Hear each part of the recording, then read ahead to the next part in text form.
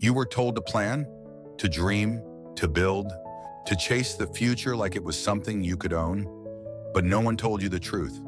You do not control the future. You control something greater. You control yourself, and that is the most powerful force in the universe. When the Stoics spoke of fate, they weren't surrendering. They weren't folding their arms and waiting for life to happen. They were doing the opposite. They believed in amor fati, the love of fate, not as a passive acceptance, but as an act of aggressive engagement. A man does not wait for a perfect future. He builds his character so that no matter what comes, he remains unshaken. Because if the world falls, the Stoic stands. If the storm comes, the Stoic adjusts his sails. And if the path disappears, the Stoic keeps walking. Control is a myth, except for one thing: yourself. We do not control outcomes. We do not control weather, people, timing, death, disease, or misfortune. The future will never obey us, but we were never meant to control it. We were meant to meet it with discipline. We were meant to greet it with virtue. We were meant to carry the torch of reason into the dark. This is the Stoic truth. He who masters himself masters everything. Marcus Aurelius ruled the most powerful empire on earth, and yet he never believed he ruled the future. He wrote, "You have power over your mind, not outside events. Realize this, and you will find strength." He didn't control the wars, the betrayal, the loss of his children, but he controlled his response, and that's all that mattered. That's all that ever mattered. The man who wants to shape the future must first shape himself. He must become disciplined when he feels lazy, patient when he feels frustrated, calm when he is surrounded by panic, focused when he is tempted by distraction. This man is not reactive. He doesn't wait for motivation. He doesn't wait for better timing. He acts not because the world is ready, but because he is. Most people live in fear of what might happen. The Stoic lives in preparation for whatever does. Where others ask, what if it goes wrong? The Stoic asks, will I still do what is right? Where others say, I can't handle that. The Stoic says, then let me train for it. Where others panic, the Stoic breathes. Where others fall, the Stoic stands. The world will throw chaos at you. It will hand you unfairness, unpredictability, and delay. But if you are forged in the fire of Stoic discipline, you will not break. You will rise. The illusion of external control. The moment you try to control everything around you, you lose yourself. Control your reputation? Impossible. Control the economy? Never. Control what they say about you, do to you, take from you? Not a chance. But control your work ethic? Yes. Control your habits? Absolutely. Control your virtues: courage, justice, wisdom, temperance. That is your domain. This is the Stoic's battleground. Not the outside world, but the inner world. If you conquer that, no defeat, no failure, no rejection can destroy you. So the Stoic wakes up early, even when he is tired. He trains his mind and body, even when the world tempts him to relax. He embraces discomfort because it keeps him sharp. He rehearses adversity because it keeps him ready. The Stoic does not chase outcomes. He chases excellence. And because of that, he builds a future that chases him. The real future is your character. The future doesn't begin in the calendar. It begins in your decisions. In the things no one sees, the books you read when others are scrolling, the workouts you do when no one claps, the restraint you show when anger burns, the kindness you give when you're in pain. That is the future. Not in your hands, but in your habits. Not in your predictions, but in your preparation. The Stoic doesn't ask, what will the world give me tomorrow? He asks, what kind of man will I be when it arrives? When Seneca wrote to his friend Lucilius, he didn't write about stocks or titles or followers.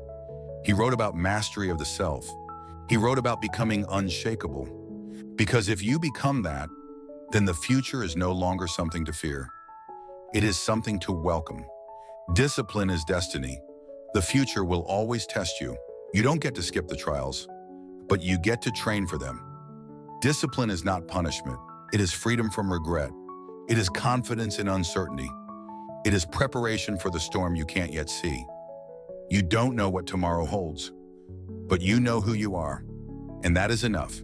Control your thoughts, control your responses, control your energy, control your decisions, and the future, let it come. You will be ready because you are not the product of your circumstances. You are the product of your character. So stop trying to control what doesn't belong to you. The storm is not yours. The world is not yours. The timeline is not yours. But the flame inside you, that is yours. You were never meant to control everything. The wind is not yours. The waves are not yours. The chaos of life, the storms, the setbacks, the losses, none of that belongs to you. But one thing does, how you respond. You can't control the wind, but you can adjust your sails. This is not just a metaphor for sailors, it's the code of the Stoic. A reminder that while the world may push you in directions you never asked for, you still steer the ship. A Stoic does not curse the wind. He does not scream at the sky, demand perfect weather, or blame the sea. He stands calmly. He studies the current. He grips the rope with steady hands and he adjusts. Because life is not about controlling everything. It's about mastering yourself within anything. Marcus Aurelius faced betrayal. He faced war, disease, family tragedy. He never said, "Why is this happening to me?" He asked, "How do I meet this with virtue?" He adjusted his sails. Seneca was exiled, thrown out of the halls of power and left with nothing. But he didn't fold. He wrote, he reflected, he rose again. And in exile, he became timeless. He adjusted his sails. Epictetus was born into slavery, but his soul was free because he understood circumstance is not the master. Character is. The wind is wild. One day it's gentle, the next it howls. You don't get to decide its direction, but you do decide whether you drift aimlessly or move forward with purpose. The Stoic doesn't wait for calm waters. He doesn't pray for ease. He prepares for storms. When others are thrown off course, he steadies the helm. When others complain, he corrects his path. He knows that fortune is not reliable, but discipline is, and courage, and patience, and reason. The world today is filled with men who try to control the wind. They try to manipulate everything: people, markets, outcomes, opinions. And when life doesn't obey, they collapse because they built no strength inside. But the Stoic builds inner fortitude. He doesn't depend on conditions. He thrives despite them. That's real freedom. Not the absence of obstacles, but the power to rise above them. So what will you do when the wind changes? When your plans shatter? When the people you trusted walk away? When the storm comes faster than expected? Will you curse the sky? Or will you adjust? Because in that moment, the world will see what you truly are. Not just a man with a dream, but a man with direction. Not just a man who speaks of strength, but one who lives it. The wind may never favor you, the storm may never stop, but your soul can be still, your hands can be firm, your course can remain true because you were never meant to control life. You were meant to respond to it with virtue, with clarity, with calm. That's what Stoicism is. Not about stopping the wind, but about becoming undefeated in spite of it. So remember, you can't control the wind, but you can adjust your sails. And when you do, no storm can stop you. Because the winds of fate may be wild, but your soul is anchored.